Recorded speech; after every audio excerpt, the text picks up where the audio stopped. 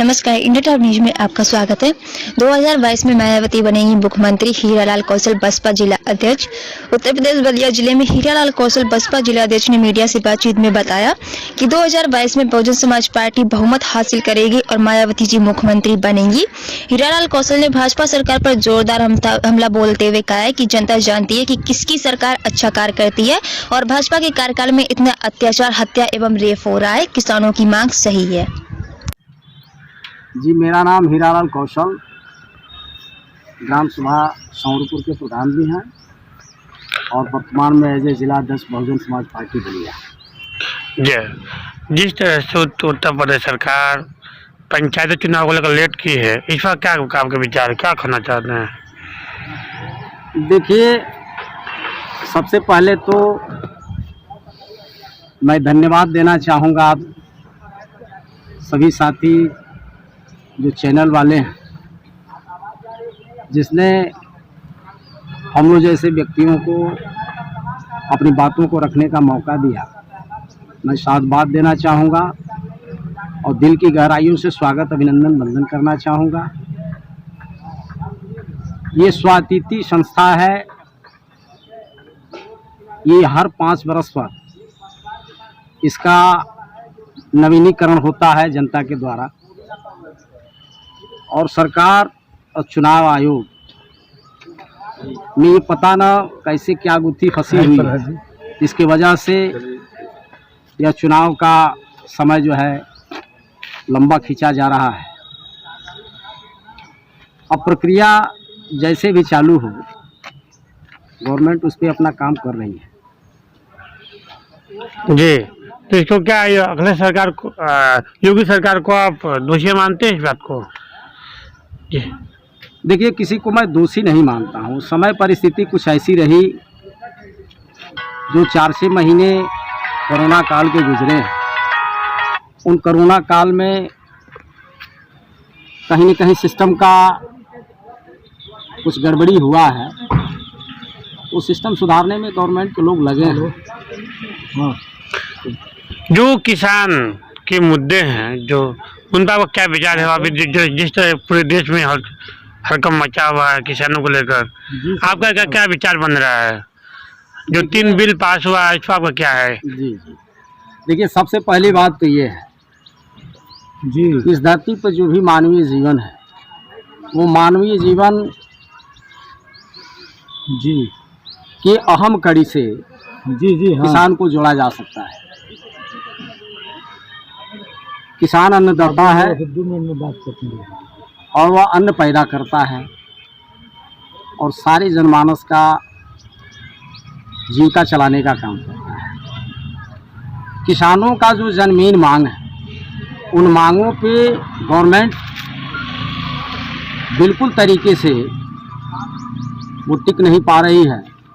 उनका जो वाजिब अन्न का मूल्य होना चाहिए, उसका सही तरीके से मूल्यांकन नहीं किया जा रहा है। जैसा कि मैं बता दूं आपसे कि इस हिंदुस्तान में जितने भी कॉरपोरेट घराने के लोग हैं, एक सुई से लेकर के और हवाई जहाज़ तक बनाने वाले जो लोग हैं, उनको पूरा राइट होता है कि जो भी मैन्युफैक्चर करते हैं, बनाते हैं, तो अपने तरीके से उसका मूल्य निर्धारण करते हैं।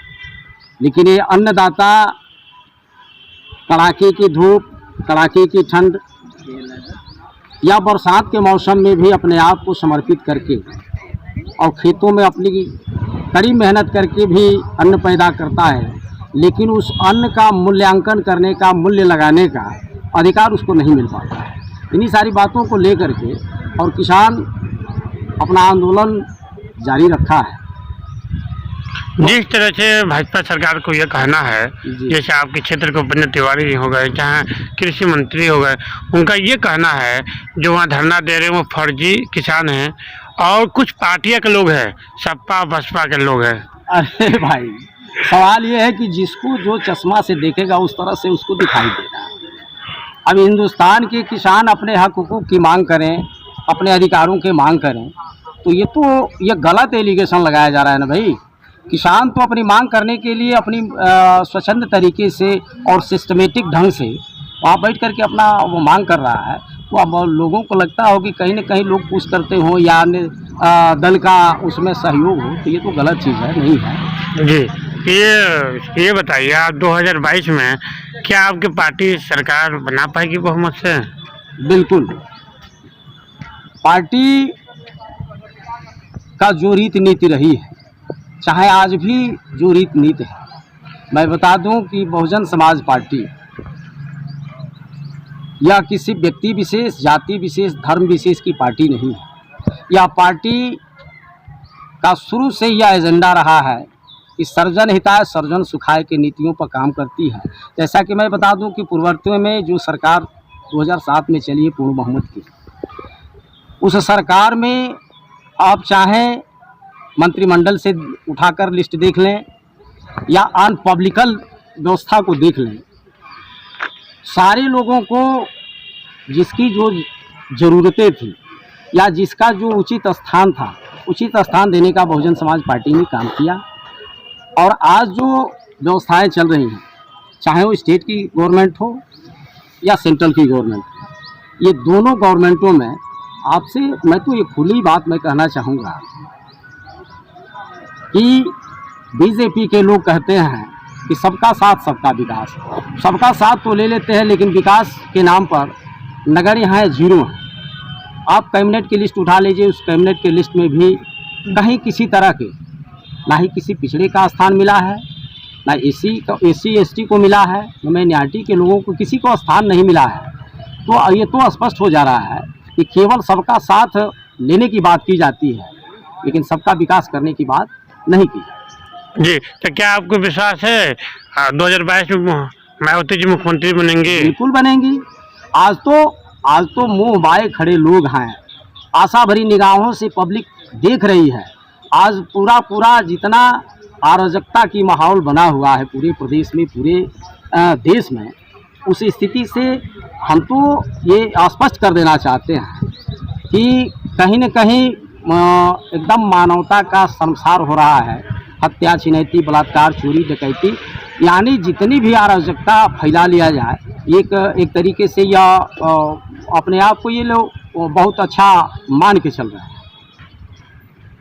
तो इस हिसाब से बहुजन समाज पार्टी की सरकार निश्चित तौर से 2022 में आएगी। और 2022 में ये जनता अपना एकदम बिल्कुल मूड बना करके खड़ी है कि जब भी चुनाव आए तो चुनाव के माध्यम से निश्चित तौर से बीजेपी को जवाब देंगे, करारा जवाब देंगे और बहुजन समाज पार्टी की गवर्नमेंट को फिर वापस लाएंगे। जी, अभी कोरोना के मरीज हैं, अभी जिस चल रहा है जिस हिसाब से, लोगों को क्या संदेश देंगे इस वक्त? देखिए, सवाल ये है कि ये महामारी है और इस महामारी में कहीं न कहीं सभी तरीकों को, सभी लोगों को संयम तरीके को अपनाना चाहिए। और इस बीमारी जो है कोई जात पात और कोई धर्म विशेष पूछ करके नहीं आती है। इस बीमारी से जितना ही बच लिया जाए वो अच्छा होगा। सब्सक्राइब करें इंडिया टॉप न्यूज चैनल और बेल आइकन दबाना ना भूलें। इंडिया टॉप न्यूज अपने क्षेत्र की खबरें सबसे पहले पाएं।